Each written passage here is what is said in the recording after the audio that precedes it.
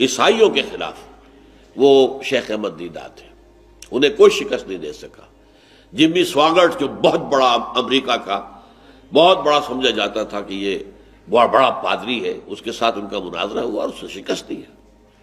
اور اب ایک اور شخص جو ہے ہمارے خاص طور پر سب کانٹیننٹ کے ہورائزن پر نمودار ہوا ہے، ڈاکٹر ذاکر نائک۔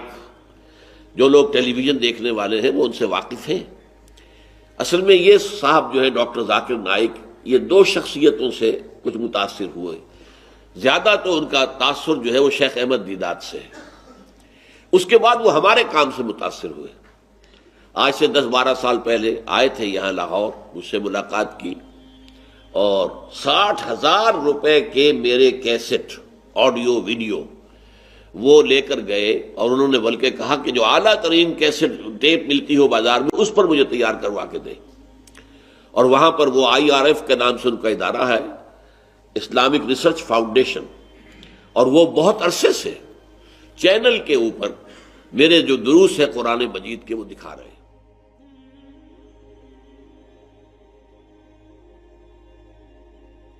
ہمارے ہاں ایک لفظ ہے مناظرہ، مسلمان علماء کے مناظرے ہوئے ہیں عیسائیوں کے ساتھ۔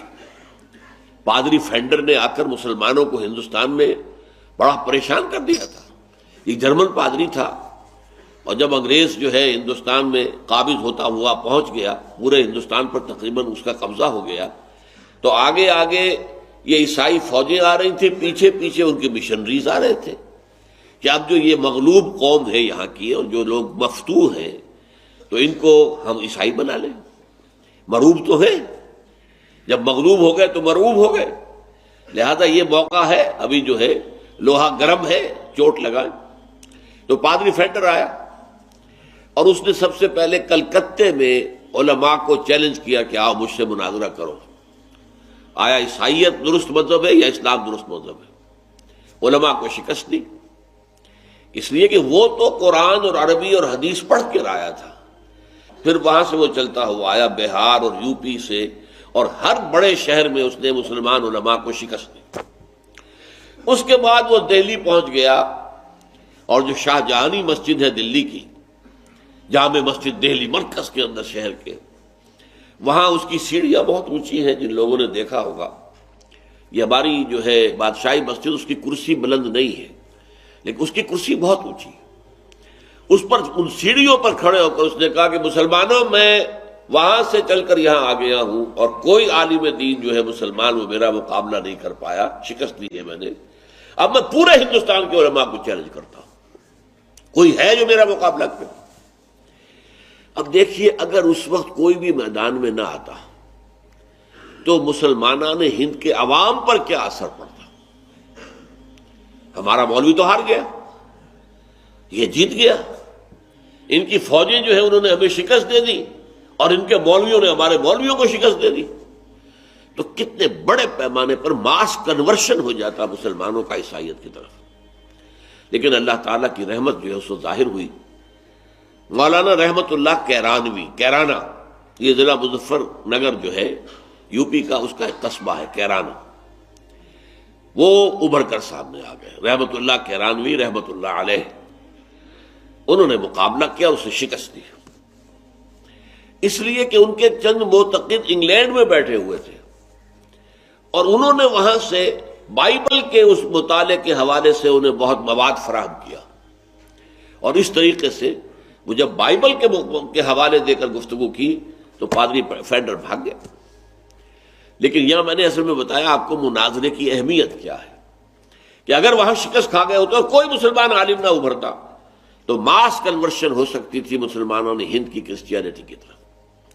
اچھا، یہ مناظرہ جسے ہم کہتے ہیں، یہ مجادلہ سے کہاں مختلف ہے؟ مجادلہ ہے دعوت کے لیے، بلانے کے لیے، اس میں نرمی ہوگی، اس میں مخالف جو ہے یا مخاطب کہنا چاہیے، اس کے جذبات کا بھی لحاظ ہوگا، وہ آفینڈ نہ ہو جائے، اس کے اندر حکمت برتی جائے گی۔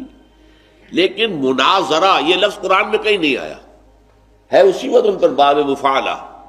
مناظرے میں یہ پہلو نہیں ہوتا، بلکہ اسے شکست دینی ہے، اسے چپ کر دینا ہے، بس یہ۔ مناظرے کی اصل روح یہ ہے، لہذا اس میں سختی بھی ہے، کرختگی بھی ہے، حملہ آور ہونے کا انداز، جارحیت کا انداز۔ آج کے دور میں ایسی ایک شخصیت جو ہے بہت نمایاں شیخ احمد دیدات کی ہے۔ اب تو وہ بہت بیمار ہیں، لیکن یہ ہے کہ انہوں نے واقعہ یہ ہے کہ عالم عیسائیت کے جو ہے پرچے اڑا دیے، ان کے مراکز میں جا کر جو ہے انہوں نے مناظرے کیے ہیں، اور بڑے بڑے ان کے جو پادری سمجھے جاتے ہیں ان کو شکست دی۔ اس کی وجہ کیا ہے؟ پوری بائبل ہسٹری جو ہے ان کی انگلیوں پر ہے، ٹپس آف دی فنگرز کے اوپر ہے، کہ بائبل کیسے کیسے بدلی ہے، کیسے ترمیمیں کی گئی ہیں، کیسے اس کو بدلا گیا ہے مختلف اوقات کے اندر۔ فلاں بائبل دیکھو، اس کا یہ صفحہ دیکھو، اس کے بعد یہ ہو گیا، اس کے بعد تو یہ تو ورڈ آف گاڈ ہے ہی نہیں، ثابت کرتے۔ ان کے کتابچے بھی چھپے ہوئے ہیں، اس Bible the word of God? جواب دیا انہوں نے کہ نہیں، قرآن میں بتاؤ ایسی کوئی ترمیم ہوئی ہو، ایسی کوئی تبدیلی ہوئی ہو۔ تو یہ ان کا مناظرے کا انداز تھا، اور اس میں پھر جارحیت کا انداز ہے۔ ظاہر بات ہے کہ مناظرے میں آپ کو بتا چکا ہوں، مجادلے کی روح مختلف ہے۔ مجادلے میں آپ اپنے مخالف کو یا مخاطب کو اپنی طرف مائل کرنا چاہتے ہیں، لانا چاہتے ہیں، اس کی کچھ دلجوئی بھی کریں گے، اس کو آگے بڑھائیں گے تو نرمی بھی کریں گے، آپ اس کے اوپر یہ بھی ظاہر کریں گے کہ تمہاری باتیں مجھے تسلیم ہے، میں مانتا ہوں، یہ شے تو میرے اور تمہارے درمیان مشترک ہے، لیٹ اس گو اہیڈ۔ یہ ہے مجادلے کا انداز۔ اور مناظرے کا انداز میں نے آپ کو بتا دیا کہ انگریزوں کی ہندوستان میں آمد کے بعد سب سے بڑے مناظر جو تھے مولانا رحمۃ اللہ کیرانوی، یہ مکے میں مدفون ہیں، اس لیے کہ یہاں سے جب پادری فینڈر بھاگ گیا تھا تو پھر اس نے جا کر ترکی میں اڈا جمایا، وہاں بھی علماء کو شکست دی۔ تو مولانا رحمۃ اللہ کیرانوی گئے ہوئے تھے حج کے لیے، وہاں اس وقت تک خلافت کا نظام قائم تھا، وہ دارالخلافہ تھا ترکی، استنبول۔ تو وہاں کے معلوم ہوا خلیفہ کو، یہ پادری جس نے ہمارا ناک میں دم کر دیا ہے، اس کو ہندوستان کے ایک مولوی نے شکست دی تھی، اور وہ مولوی حج کے لیے آیا ہوا ہے، لہذا پیغام ملا انہیں کہ آپ آئیے یہاں اور خدا کے لیے ہماری جان چھڑائیے اس پادری سے۔ چنانچہ جب وہ روانہ ہوئے ہیں اور اسے اطلاع ہو گئی کہ مولوی رحمت اللہ آ رہا، وہاں سے بھی بھاگ گیا، پھر انہوں نے حج کے بعد جو ہے وہی مکے میں سکونت اختیار کر دی۔ خلافت ترکی کا زمانہ تھا، ظاہر بات ہے جب ترکی اتنا دارالخلافہ جو ہے وہ اتنا ان کا ممنون ہوا تو انہیں کون سی چیز روک سکتی تھی؟ ان کے لیے تو حکومت کی بھی پھر سرپرستی تھی۔ مدرسہ سولتیہ جو مشہور ہے مکے کا، وہ انہی کا قائم کردہ ہے۔ ویسے اس کے لیے پیسے فراہم کیے تھے ایک متمول خاتون تھی بنگال کی، سولت بیگم، سولت آرا بیگم، یہ کچھ ایسا نام ان کا تھا۔ تو نام تو رکھا گیا اس کا مدرسہ سولتیہ، جس نے پیسے کنٹریبیوٹ کیے تھے، لیکن اصل میں اس کی سنگ بنیاد رکھنے والے اور وہاں پر ایک تعلیم کا نظام قائم کرنے والے مولوی رحمت اللہ کیرانوی تھے۔ اور وہ دفن بھی ہے، جنت البقیع میں نہیں دفن ہے، بلکہ مدرسہ سولتیہ ہی کے ایک حجرے کے اندر ان کی قبر ہے۔ میں گیا ہوں، میں نے زیارت بھی کی ہے۔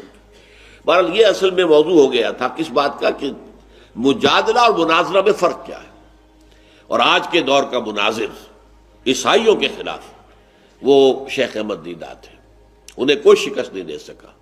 جمی سواگرٹ جو بہت بڑا امریکہ کا بہت بڑا سمجھا جاتا تھا کہ یہ بہت بڑا پادری ہے، اس کے ساتھ ان کا مناظرہ ہوا اور اس نے شکست دی ہے، اور اسے بالآخر یہ گالی دینی پڑی کہ مولوی رحمت اللہ تو کی مثال تو وہ ہے جو قرآن مجید میں ہے کہ ایک گدھے کے اوپر کتابیں لدی ہوئی، اس کے اوپر تو پوری بائبلیں لدی ہوئی ہے، ساری کی ساری بائبلیں جو ہے وہ اسے یاد ہیں۔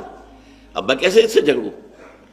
تاریخی حقائق ہے، فلاں بائبل نکالو، فلاں بائبل میں تو یہ لفظ یوں تھا، یہاں یہ کر دیا گیا، تبدیلی ہو گئی۔ اب اس وقت جو بائبل دنیا میں ہے وہ کنگ جیمز ورشن ہے، جیمز کے زمانے میں اس کا جو ایک آفیشل ورشن بنایا گیا تبدیلیوں کے بعد، اور اب پھر تبدیلی ہو رہی ہے، اس لیے کہ اللہ کے لیے چونکہ لفظ ہی آتا ہے، اور آج دنیا میں فیمنزم کی تحریک جو ہے وہ اسے گوارا کرنے کو تیار نہیں ہے۔ کیا خدا میل ہے؟ اگر خدا میل ہے تو ہم فیمیل تو بڑے گھٹیا ہو گئے۔ لہذا پوری بائبل میں سے اب ہی کا لفظ نکال کر پرسن، دی پرسن سیڈ، ہی نہیں بلکہ وہ شی بھی ہو سکتا۔ یہ تو ہی اور شی کے چکر میں اب نئی بائبل تیار ہو رہی۔ تو بائبل میں تو نہ معلوم کتنی تبدیلیاں ہوئی ہیں اور کتنی اس کے اندر تحریفیں ہوئی ہیں، اس حوالے سے انہوں نے شکستیں دی ہیں۔ اور اب ایک اور شخص جو ہے ہمارے خاص طور پر سب کانٹیننٹ کے ہورائزن پر نمودار ہوا ہے، ڈاکٹر ذاکر نائک۔ جو لوگ ٹیلی ویژن دیکھنے والے ہیں وہ ان سے واقف ہیں۔ اصل میں یہ صاحب جو ہے ڈاکٹر ذاکر نائک، یہ دو شخصیتوں سے کچھ متاثر ہوئے۔ زیادہ تو ان کا تاثر جو ہے وہ شیخ احمد دیدات سے ہے، اس کے بعد وہ ہمارے کام سے متاثر ہوئے۔ آج سے 10-12 سال پہلے آئے تھے یہاں لاہور، مجھ سے ملاقات کی، اور 60,000 روپے کے میرے کیسٹ آڈیو ویڈیو وہ لے کر گئے، اور انہوں نے بلکہ کہا کہ جو اعلیٰ ترین کیسٹ ٹیپ ملتی ہو بازار میں اس پر مجھے تیار کروا کے دیں۔ اور وہاں پر وہ IRF کے نام سے ان کا ادارہ ہے، اسلامک ریسرچ فاؤنڈیشن، اور وہ بہت عرصے سے چینل کے اوپر میرے جو دروس ہے قرآن مجید کے وہ دکھا رہے ہیں۔ 8,000 فیملیز، کئی سال پہلے مجھے بتایا گیا تھا کہ 8,000 فیملیز ہفتے میں 2 دفعہ آپ کا درس جو ہے وہ دیکھتے ہیں ویڈیو اس کے اوپر، ٹیلی ویژن کے اوپر۔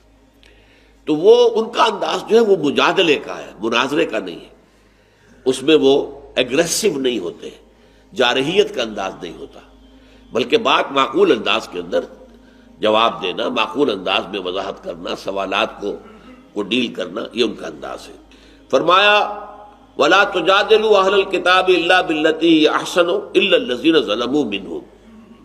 جو میں نے عرض کیا تھا کہ کوئی قدر مشترک نکالی جائے، جو دعوتی گفتگو ہے اس میں اگر آپ جو سیکنڈری ٹرشری کوسچنز ہیں، ثانوی ہیں، ان سے گفتگو شروع کریں گے تو کبھی نتیجہ خیز نہیں ہوگا۔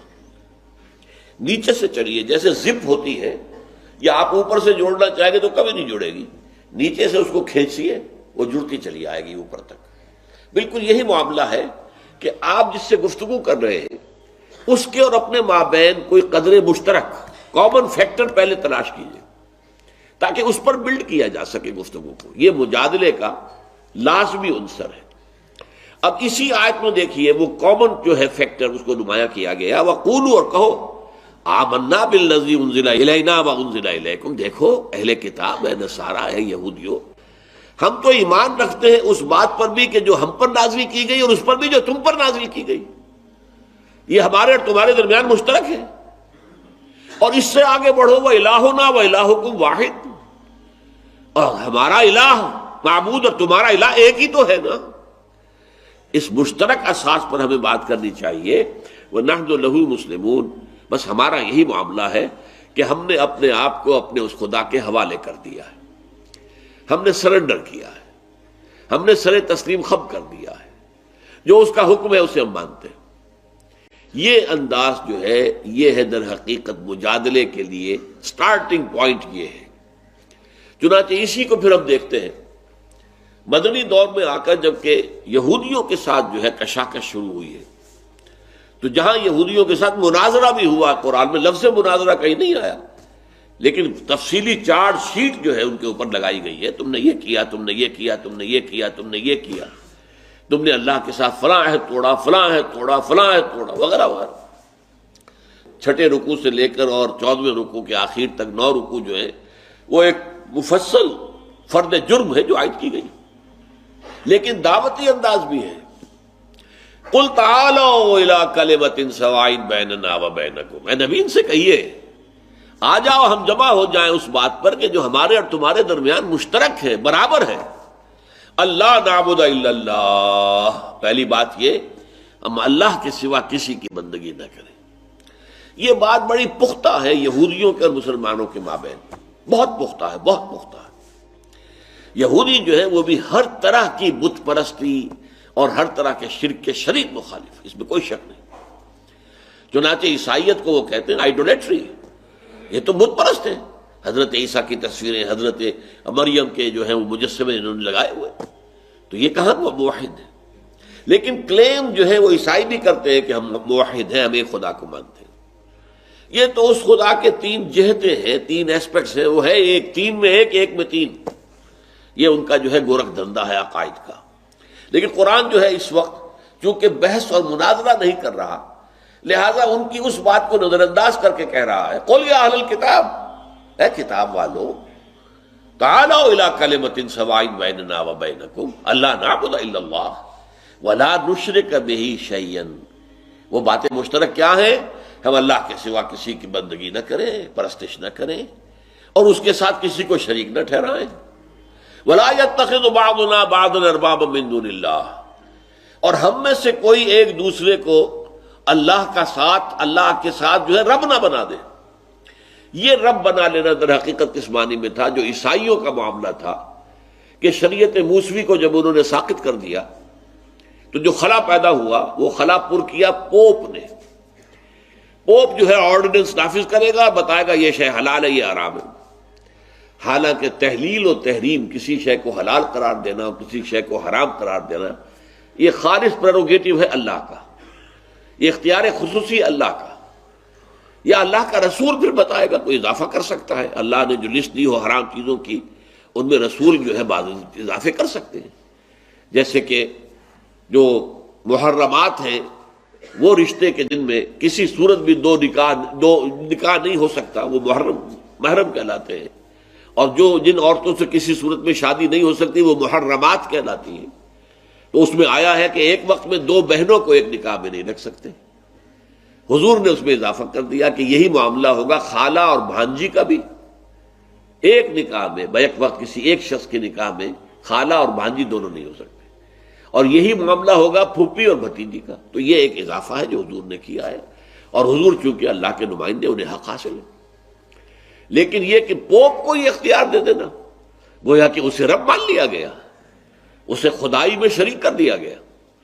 تو تین باتوں کا وہاں پہ ذکر کیا گیا، قُلْ تَعَالَوْا إِلَىٰ كَلِمَةٍ سَوَاءٍ بَيْنَنَا وَبَيْنَكُمْ وَلَا نَعْبُدَ إِلَّا اللَّهَ وَلَا نُشْرِكَ بِهِ شَيْئًا وَلَا يَتَّخِذَ بَعْضُنَا بَعْضًا أَرْبَابًا مِّن دُونِ اللَّهِ۔ آؤ جمع ہو جائے۔